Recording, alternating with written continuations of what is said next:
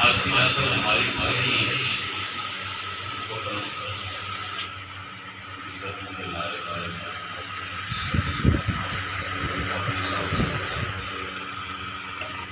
کے گھر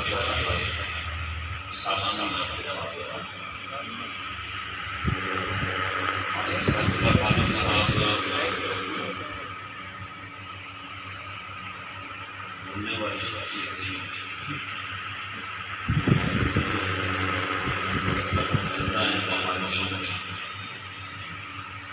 جب تک وہ زندہ رہے انہوں نے وفاداری کا معاملہ مسئلہ بہت کم لوگ ہوتے ہیں جو عملی طور پر وفاداری کا اعلان کرتے ہیں. کہنے کو سارے عاشق کہنے کو سارے ہی انہیں سے محبت کرتے ہیں، لیکن جب لینے کا باری آتی ہے تو بات ہو جاتی ہے. موقع آتا ہے عملی طور پر کسی کام میں کرنے کا وہ بھول جاتے ہیں وفاداری اپنے آپ کو بھول جاتے ہیں. میں نے 20-22 سال ان کے ساتھ ہمارے اچھے مراسم اچھے دوستی تھی بھائی جیسے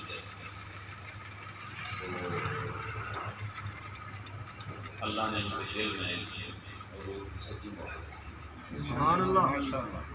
میں ہمیشہ یہ دعا کرتا ہوں کہ اللہ اس محبت کو ان کی اولاد میں جاری رکھے. اور اسی طرح یہ دنیا میں سدا کسی نے نہیں رہنا ہوتا، لیکن اگر آپ کا والد اچھا کام کرتا ہوا دنیا سے گیا ہے، اولاد کا فرض بنتا ہے کہ اس اچھے کام کو جاری رکھے. والد کی خوشنودی یہی ہوتی ہے کہ میں یہ اچھا کام کر رہا ہوں، میرے بیٹے یہ کام کرتے رہے تاکہ مجھے بھی اس کا ثواب ملتا ہے. اچھی اولاد وہی ہوتی ہے جو اپنے والدین کے اچھے کام جاری رکھے. اللہ تعالیٰ ان بچوں کو سلامت رکھے اور انہیں اپنے والد کے نقش قدم پر چل کے حضرات جی بکار میں انتہائی مختصر چند باتیں آپ کے گوشوار کروں گا. ہماری محفل کا ٹائم 9:30 بجے ہم نے اختتام کرنا ہوتا ہے، کیونکہ روزانہ محفل کرتے ہیں. لوگ غریب لوگ مزدور لوگ ہماری محفل کا حصہ ہوتے ہیں. صبح ان کے ساتھ جائیں مزدوری کرنے ہوتے ہیں. اور پھر میں یہ بھی سامنے کرتا ہوں کہ لمبی چوڑی تقریر محفل کا حسن نہیں.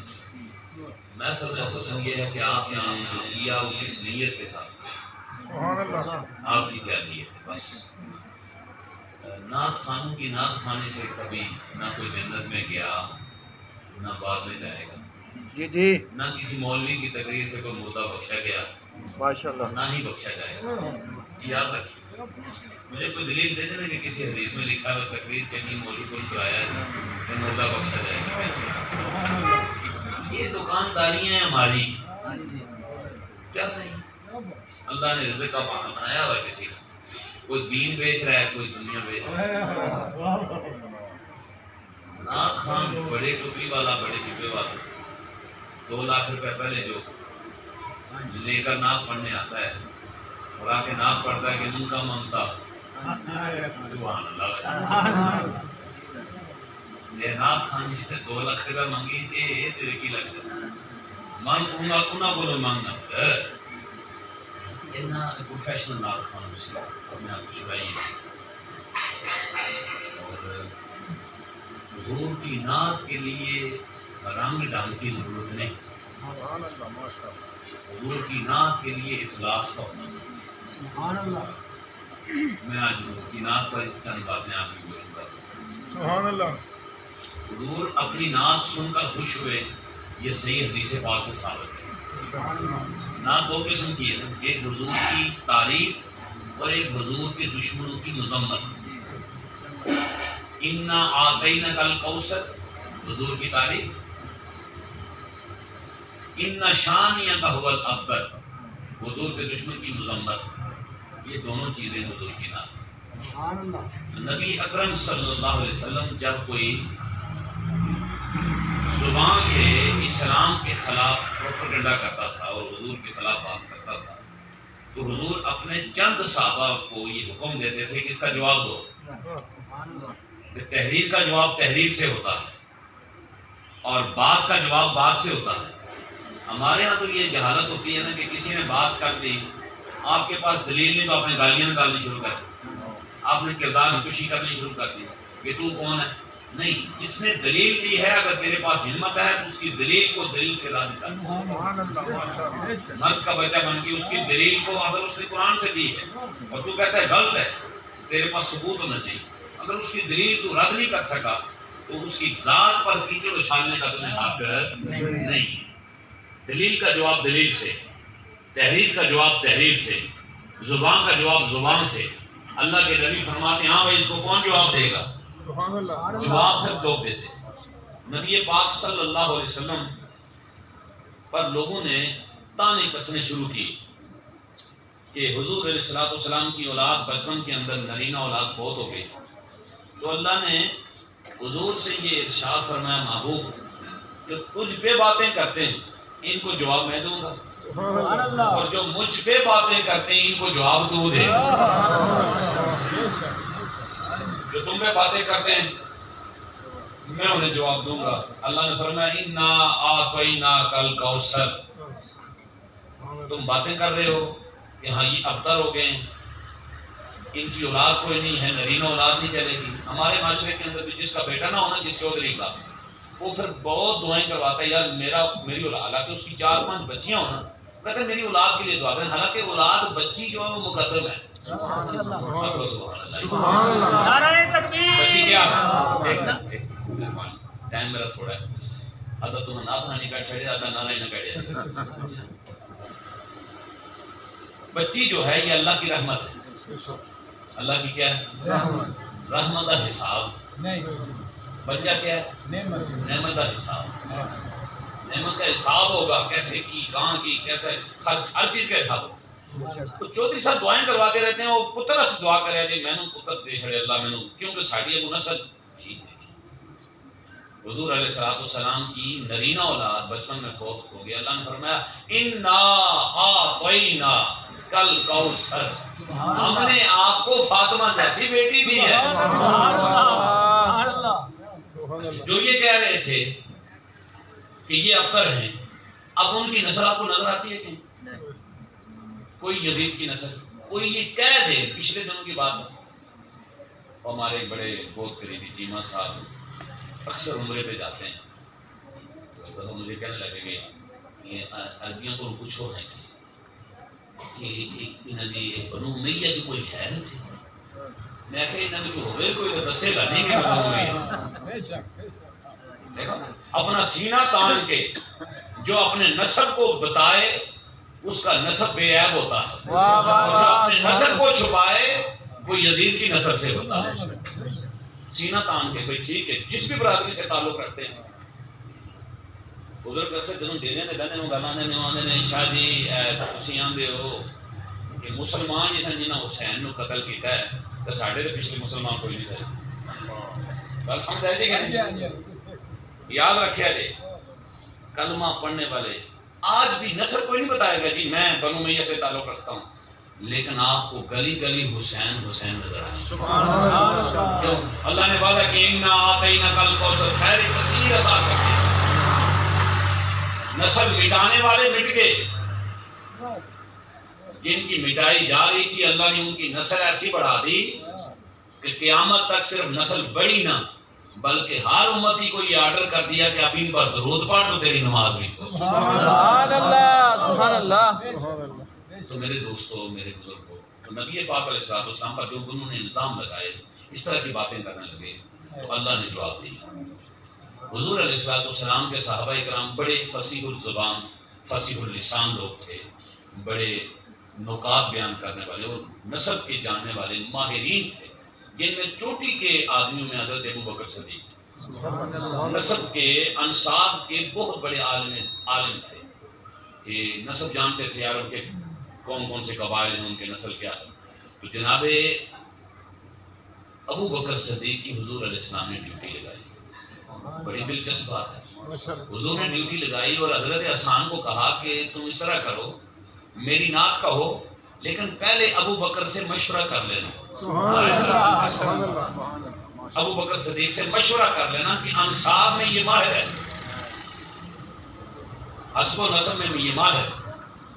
اب سنیے، حضرت حسان بن ثابت رضی اللہ تعالیٰ عنہ حضور کی بارگاہ میں آئے، تیاری ہو گئی، نعت لکھ لی. اور جب تیاری کر کے آئے تو حضور نے پوچھا حسان آپ کچھ کہنا چاہتے ہو؟ یا رسول اللہ میں نے آپ کی شان میں چند اشعار لکھیں، اجازت ہو تو میں پیش کرتا ہوں. سبحان اللہ. اب موقع کی مناسبت سے اور دیکھیے مسجد نبی ہے، کھجوروں کی ٹہنیوں سے چھت بنا ہوا ہے، گارے اور مٹی سے اس کی دیواریں بنی ہوئی ہیں اور اس کا فرش کچا ہے. تو اس طرح کی مسجد کا خاکہ اپنے ذہن میں لائیے اور پھر نبی پاک علیہ السلام تشریف فرما ہوں اور صحابہ کرام ہوں اور پھر خود حضور اپنی نعت اپنے کانوں سے سماعت فرما رہے ہیں. سبحان تو اس اللہ. سے نہ بڑی کو محفل ہو سکتی ہے، نہ اس سے بڑا کوئی ثناخواہ ہو سکتا ہے، نہ سامعین ہو سکتے ہیں. حضور علیہ السلام نے فرمایا آسان سناؤ، تو حضرت حسان نے مشہور زمانہ کا نام فرمایا جو لوگ آپ پہ باتیں کرتے ہیں یا رسول اللہ صلی اللہ علیہ وسلم، وَأَحْسَنُ مِنْ قَلَمْ تَرَكَتُ عَيْنِي وَأَجْمَلُ مِنْ قَلَمْ طَلِتِ النِّسَاءُ سبحان اللہ. مُبَرَّمْ مِنْ كُلِّ عَيْبٍ سبحان اللہ. قَدْ خُلِقْتَ كَمَا تَشَاءُ. سبحان اللہ. میں نے کہا بڑے مشہور زمانہ ہے کہ یا رسول اللہ میں کیا کسی نے بھی آپ جیسا حسین و جمیل نہیں دیکھا، کسی عورت نے ایسا بیٹا پیدا ہی نہیں کیا. پیدا ہی نہیں ہوا. واہ. سبحان اللہ. آپ کو اللہ نے اس طرح پیدا کیا ہے کَأَنَّكَ قَدْ خُلِقْتَ كَمَا تَشَاءُ، جس طرح آپ چاہتے تھے. سبحان اللہ سبحان اللہ. آپ چاہتے تھے. دیکھیے حدیث کی 3 قسمیں میں انتہائی مختصر کر کے بات بتا رہا ہوں. حدیث قولی بھی ہے، فعلی بھی ہے اور تقریری بھی. قولی وہ ہوتی ہے جو حضور نے کہا، فعلی وہ جو حضور نے کام کیا. تقریری حدیث وہ ہوتی ہے کہ حضور بیٹھے، حضور کے سامنے کام ہوا اور حضور اس پر خاموش رہے. سبحان اللہ. حضور اس پر کیا رہے؟ خاموش رہے. تو وہ بھی حدیث ہے. اب جب حضور کے سامنے یہ کہا جا رہا ہے کَأَنَّكَ قَدْ خُلِقْتَ كَمَا تَشَاءُ، یا رسول اللہ اللہ نے آپ کو اس طرح پیدا کیا جس طرح آپ چاہتے تھے. واہ. اس پر ہم قرآن پاک پڑھتے ہیں. قرآن پاک میں تخلیق پر قرآن کیا کہتا ہے؟ سورہ آل عمران کے اندر تخلیق پر قرآن پاک کہتا ہے هُوَ الَّذِي يُصَوِّرُكُمْ فِي الْأَرْحَامِ کیفَ یشاء. سبحان اللہ. وہ اللہ ہے جس نے تمہاری شکلیں تمہارے ماں کے پیٹ کے اندر بنائی. کیف یشاء، جس طرح وہ چاہتا ہے بناتا ہے. سبحان اللہ. اب قرآن کا موقف یہ ہے کہ اللہ ارحام کے اندر، رحم کے اندر جیسا بھی کسی کا ڈھانچہ بنائے، کالا بنائے، گورا بنائے، قد لمبا بنائے، چھوٹا بنائے، کسی کو جیسا بھی بنا دے. جی جی.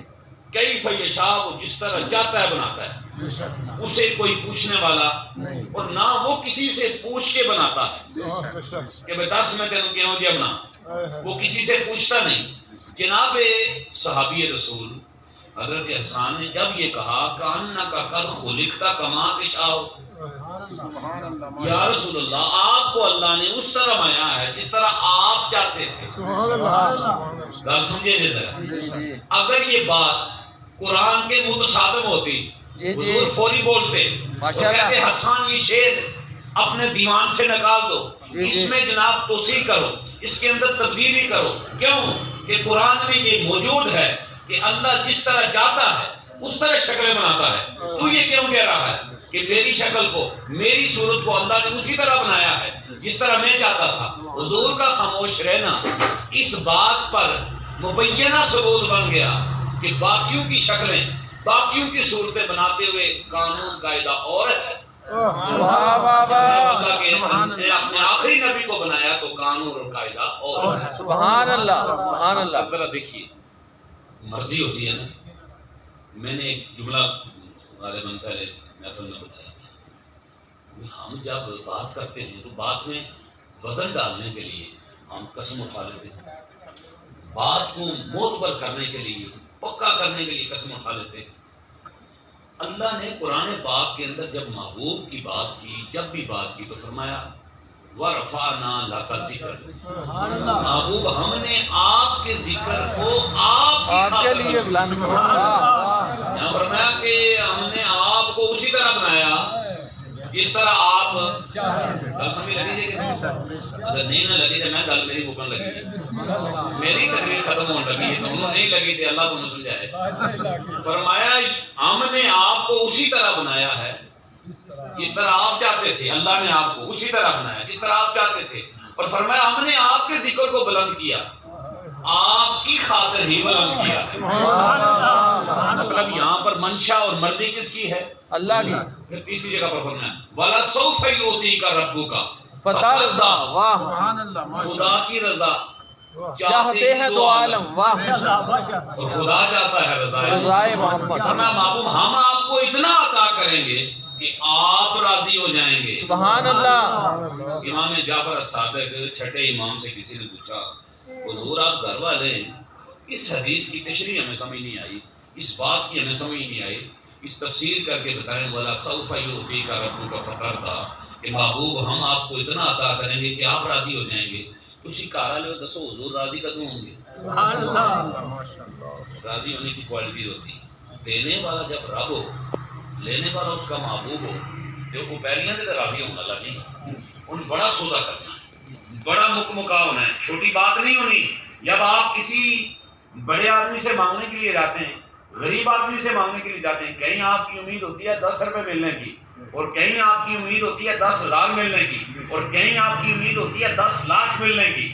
ہر آدمی کا سٹیٹس بدلتا ہے، وہاں پر سوچ بدل جاتی ہے، مانگنے کا انداز بدل جاتا ہے۔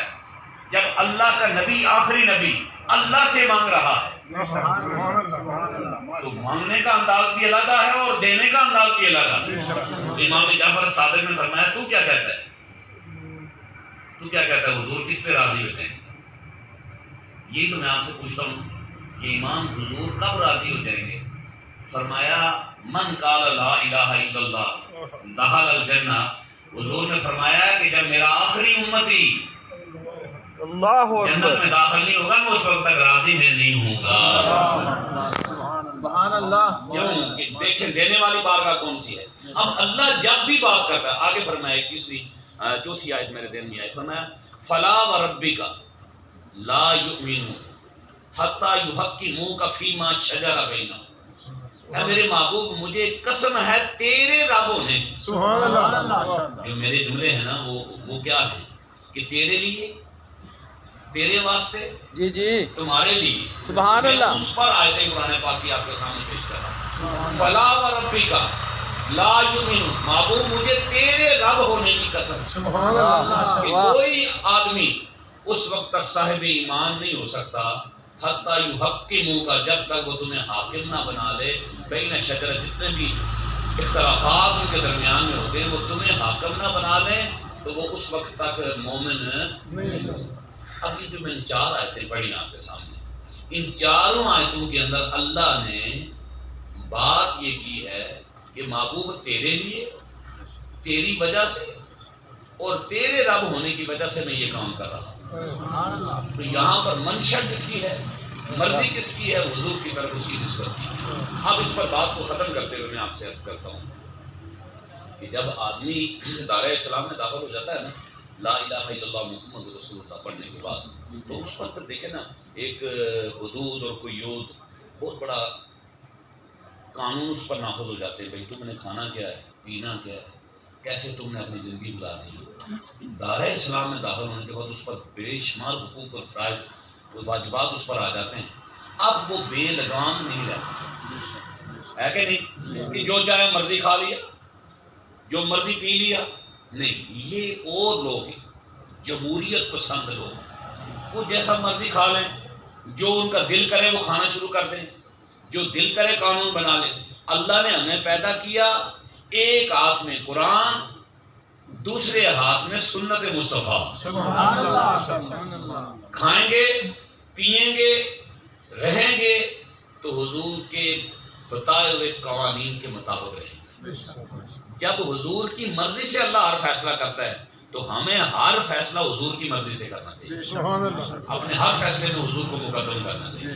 ہر جگہ پہ حضور کو مقدم کریں گے کہ جو اللہ کے نبی نے فرمایا ہمارے لیے وہ حرف آخر ہے. بے شک. میں جو بات کہنا چاہتا ہوں شاید میں سمجھا نہ سکوں، وہ یہ ہے کہ دیکھیں ہم دنیا داری کے جو معاملات ہوتے ہیں نا ہمارے، جب یہ جملہ بولا جاتا ہے کہ یار دنیا داری میں کی کریے، یعنی ہم دین کو ساتھ لے کر نہیں چل سکتے، دنیا داری جی کرنا پڑتا ہے.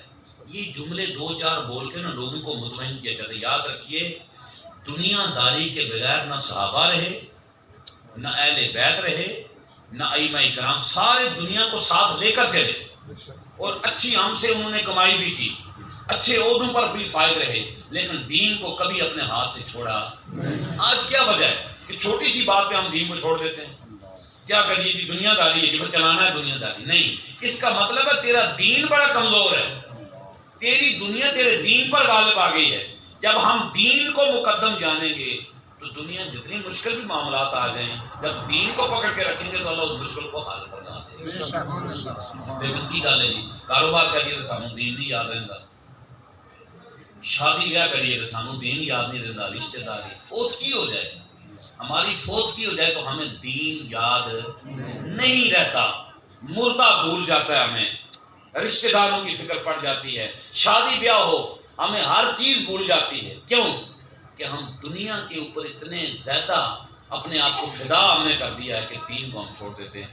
میرے دوستوں، میرے نوجوانوں، بزرگوں، گزارش یہ حضور جب تشریف لائے نا اس دنیا میں تو میلاد ہم بناتے اس لیے ہیں کہ ہمیں یاد دہانی حضور لے کے کیا ہے، سبحان اللہ. کی لے کے ایسا ایک دین لے کے ایسا جی ہے کہ نہیں. حضور اس واسطے پہلے سامنے تمہیں نعرے ماری جائے حضور آئے نا سامنے بڑی خوشی، حضور کچھ لے کے آئے، جو چیز لے کے اس کو فالو کریں، وہ دین ہے ہمارے لیے. ان الدین عند اللہ الاسلام، اور قرآن پاک ہے، حضور کی سنت ہے، وہ لے کر آئے اس پر عمل نہیں کریں گے یقین یعنی کوئی کام نہیں جیسا کسے فائدہ ہے. اور اگر اس پر عمل کریں گے نا تو دکانداری بھی کریے تو پھر بھی نہیں کیا، سبحان اللہ. ماشاء اللہ. تیری دابڑا چکی ہے تو تاں ہی نہیں کیا. ماشاء اللہ. نبی پاک علیہ الصلوۃ والسلام کی حدیث نہیں کہ سنی کہ رزق حلال کمانے والا بے شک. اللہ کا دوست ہے، القاسب حبیب اللہ، سبحان اللہ. ماشاء اللہ. ہاتھ سے کمانے والا اللہ کا. بس فرق کتنا ہے، تھوڑا اینگل ٹھیک کرنا ہوتا ہے، باقی روشن دانی جو ہوا دی آنی ہے، نیت آزان کی ہونی چاہیے. رزق تمہارے لیے اللہ نے پہلے دن لکھ دیا ہے، بے شک. تمہیں ملے گا، ہر صورت میں ملے گا. رزق کے پیچھے نہ جا، رزق تیرے پیچھے آ رہا ہے. ہم نے یہ دیکھنا ہے کہ رزق حلال جو طریقہ ہے وہ کون سا ہے. ہر چیز کو چھوڑ دینا، اپنی میں کیریئر بنا رہا ہوں، کریکٹر بنا رہا ہوں، فلاں بنا رہا ہوں، اور جناب نہ یہودی نہ عیسائی نہ غیر مسلم، آج شہر مال کے بندہ نہ نکل جائے نا، جس میں جو نکل جائے گا تھوڑی دیر راستے، لیکن دین جو بھی نکل ہی جائے گا. اللہ. دین کے اندر رہ کر سارا کام کریں. کوئی سب سے زیادہ تجارت واحد مسلمانوں کا مذہب ہے جس کے اندر تجارت بھی عبادت ہے. سبحان اللہ. عیسائیاں بھی چاہیے نہیں، یہودیاں چاہیے نہیں، نہ تورات کے اندر یہ حکم تھا، نہ زبور کے اندر یہ حکم تھا. یہ حکم صرف یہ ہے کہ مسلمان اگر تجارت بھی کرتا ہے تو اللہ اسے نیکیاں دے گا. اس کا مطلب ہمارا مذہب جو ہے وہ معاشی استحکام کے لیے بھی ہمیں عبادت کا درجہ دے رہا ہے. اللہ مجھے اور آپ سب کو صحیح معنوں میں حضور کے نقش قدم پر چلنے کی توفیق دے. وما علینا الا البلاغ.